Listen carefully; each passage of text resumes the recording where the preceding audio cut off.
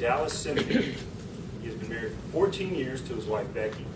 And since April 1st, he's been residing in Rock Hill. This is an icebreaker speech, so we'll be learning a good deal more about David Dafoe. So let's welcome him now.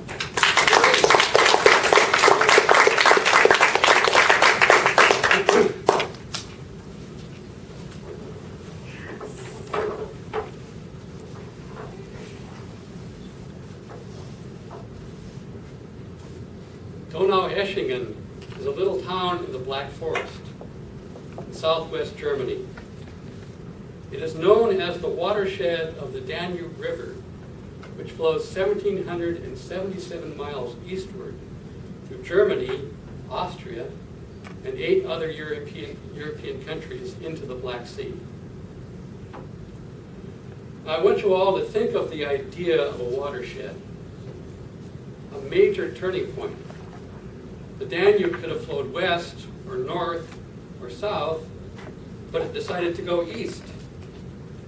A watershed is a major event that sends history careening in a new direction, on a new trajectory. It is also a point of separation between the old and the new, what was and what is to be. So being born was the beginning of my life trajectory. I grew up in a comfortable suburb of Seattle, Washington State. My childhood was uneventful, and in my family there was never any doubt that the children would all attend college. But if you don't know where you're going, any road will do.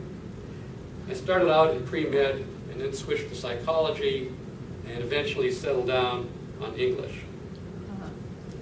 But a trip to Europe awakened a passion to return and spend more time there.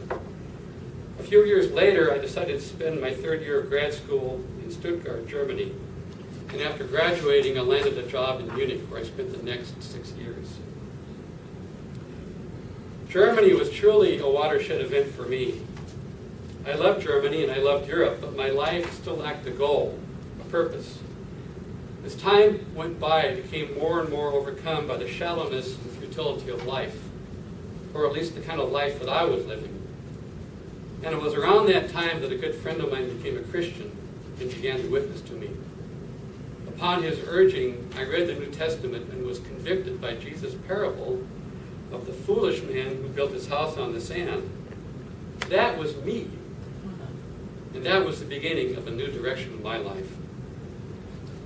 And so I returned to the U.S., that was in 1984, and shortly after that, a few months later, I received Christ as my Lord and Savior, and quickly found a solid Bible-teaching church. And it is true that our lives do change slowly. Sometimes it's 2 steps forward and 3 steps back, or 3 steps forward and 4 steps back. But God can work powerfully if we let Him do so. 14 years later, I married my lovely wife, Becky, and I always thought in this photo that I looked a little like a car dealer. I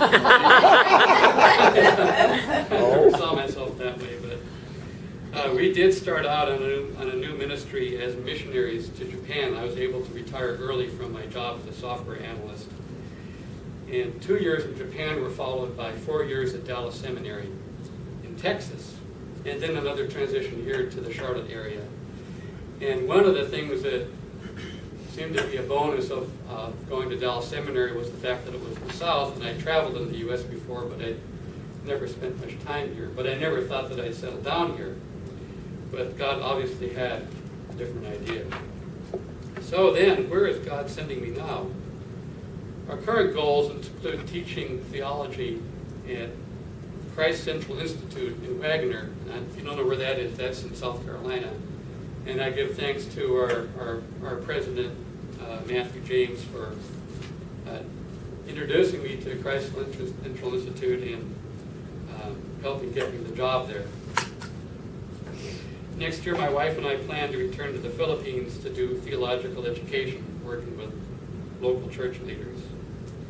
These are daunting goals for a mild-mannered engineering type of guy, but I have a faithful friend and helper to rely on for wisdom, power, and direction.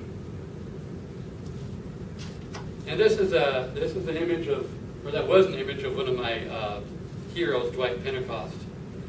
longtime professor at Dallas Seminary, who still teaches 2 classes every semester, and he's 98 years old. And I asked him once, Dr. P, what's the secret of your longevity? In typical fashion, he said, choose the right parents. But in reality, this is a guy driven along by his passion for teaching. He has a goal and purpose which drives him along every day and sustains him. So I say to you to choose your trajectory today. I know all of you here are Christians and certain of your eternal destiny, but keep setting goals for yourselves at whatever stage of life you find yourself. Because if you don't know where you're going, any road will do.